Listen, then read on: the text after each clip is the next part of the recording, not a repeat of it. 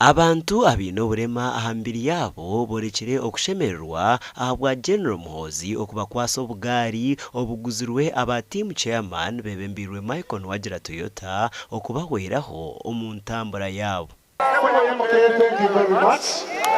Nicho twakubwira government eti abarema tukaba batunagishura kokani every step His Excellency yatuyayo kandi niyo webali kutayayira kati chairman twashangamu okwetenga kw'abantu b'ebimuga twekatimu ewatumire kwijaha oromurumogu twayokoramu omurumu na chairman LC5 obo bugari nukuzakuza omu districts mukaga katimu chairman olabo every mukoro ogukutuzaho nkisigaye landmark ijo kale bisingiro tukombeka yishomera ukareba bya gatayi mu northern region uko twagire tukasiga twagaba abantu mapiki ibintu biritangiye ibintu birarebeka ibyo kusustaininga project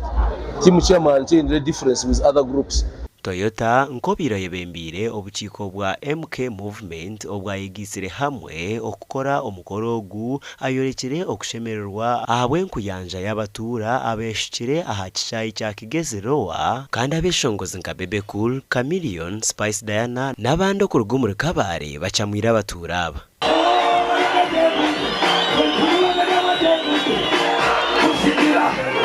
Obutwaheze kya Kigezi turiyo twijaho muri yankore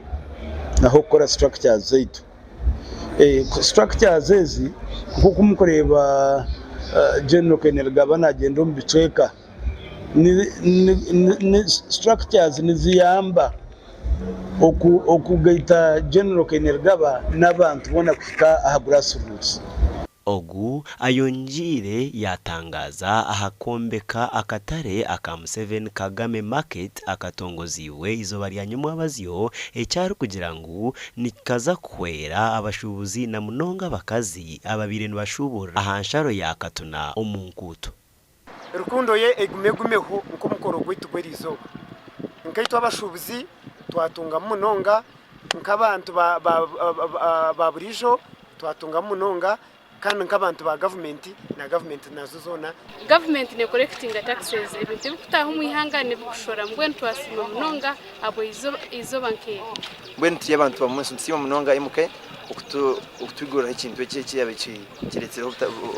kitsereza nagatifu omu Uganda obuchweka 26 aharigana obw'abantu bakuru binoburemu ahambere yabo kandi abinji nibatunga oburemu obu kurigirira ahari za butandu. Nde Michael Tumwakire awa TV West omuri Kabare.